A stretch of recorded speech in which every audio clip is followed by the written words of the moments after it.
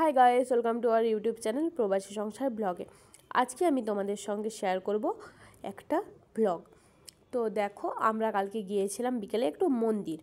তো এই যে দেখো, এটা দেখতে পাচ্ছ, এটা একটা রথের সময় বের হয়, বুঝতেই পারছো। তারপরে এই যে দেখো, এটা একটা মন্দির। আর এই যে নানা রকম দোকান দেখতেই পাচ্ছ, এগুলো হচ্ছে ফুলের দোকান। তারপর বাইরে ছিল একটা চুড়ির দোকান।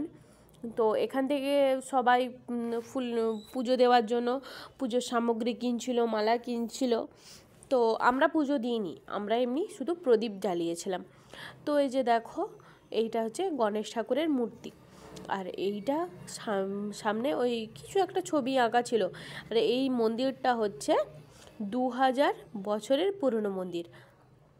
আর এখানে তোমাদের দাদাভাই দেখো প্রদীপ কিনে নিয়েছে। প্রদীপ জ্বালবো বললাম, কারণ আমরা পুজো দিইনি, তাই জন্য প্রদীপই নিয়েছিলাম।